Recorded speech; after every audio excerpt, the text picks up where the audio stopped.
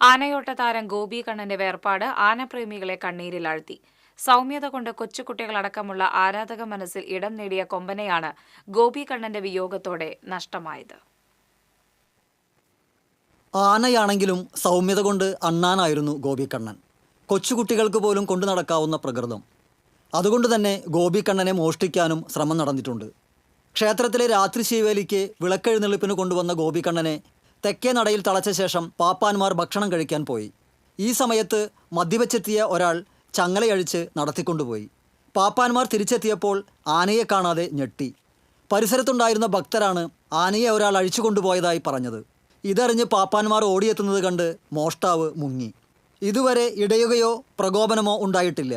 വെടിക്കെട്ട് അല്പം പേടിയാണെന്ന് മാത്രം. ഗോപിക്കണ്ണൻ്റെ ചട്ടക്കാരൻ എന്നത് പാപ്പാന്മാർക്ക് അഭിമാനത്തിൻ്റെ തലയെടുപ്പായിരുന്നു. ആനത്താവളത്തിലെ ഒട്ടുമിക്ക കൊമ്പന്മാരും ഒറ്റച്ചട്ടമാണെങ്കിൽ ഗോപിക്കണ്ണൻ ആർക്കും ഇണങ്ങുന്ന പ്രകൃതമായിരുന്നു.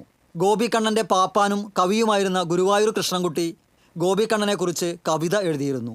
ആസാമിലെ ലക്കി പ്രസാദാണ് ഗുരുവായൂരിലെത്തിയപ്പോൾ ഗോപിക്കണ്ണനായത്. 27ാമത്തെ വയസ്സിലാണ് ഗോപിക്കണ്ണൻ കണ്ണന് സ്വന്തമായത്. TCV ഗുരുവായൂർ.